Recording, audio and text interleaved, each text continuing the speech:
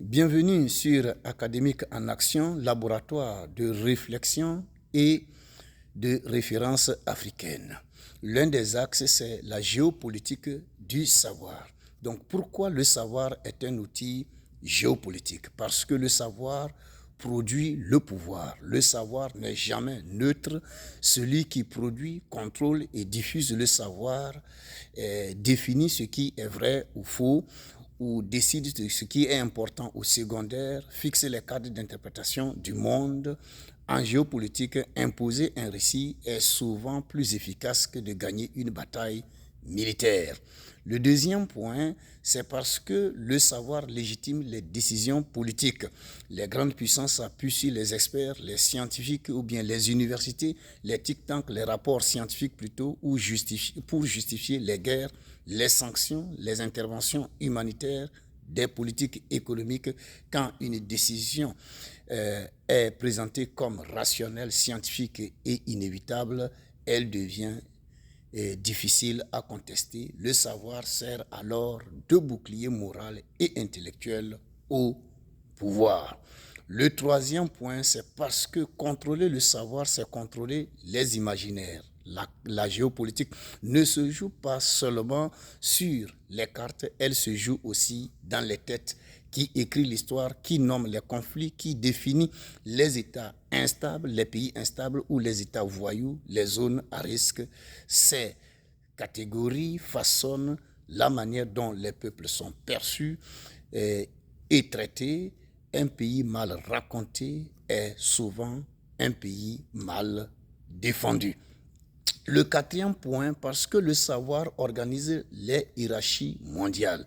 Les systèmes mondiaux du savoir classent les universités, hiérarchisent les langues, valorisent certaines méthodes, marginalisent d'autres formes de pensée. Résultat, c'est que certaines régions deviennent productrices de savoir, et d'autres sont réduites à des objets d'étude. L'Afrique, par exemple, est souvent étudiée, mais rarement écoutée. Le cinquième point, parce que le savoir peut être une arme douce, c'est-à-dire soft power. Les grandes puissances investissent massivement dans les formations de l'élite étrangère, donnent des bourses, et les universités, et certaines universités internationales, dans la recherche stratégique, former, c'est influencer, former, c'est créer des alliances intellectuelles durables, et c'est aussi une domination discrète mais profonde. Le sixième point, c'est parce que le savoir peut devenir un outil d'émancipation.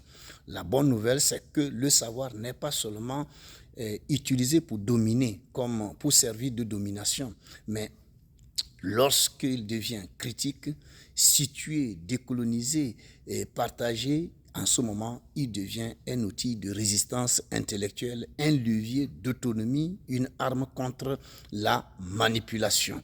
Donc, penser soi-même, c'est déjà résister. En conclusion, le savoir est géopolitique parce qu'il décide qui parle, qui est écouté, qui est légitime et qui peut agir sur le monde.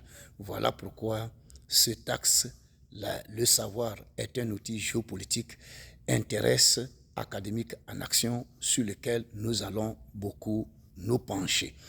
Nous vous invitons à rejoindre Académique en Action et nous avons besoin de votre soutien. Likez, partagez et venez nombreux pour nous écouter. Nous avons besoin de vos avis en commentaire. Nous sommes là aussi pour investir dans la géopolitique, pour que l'Afrique produise son savoir et non seulement écouter des épistémologies importées.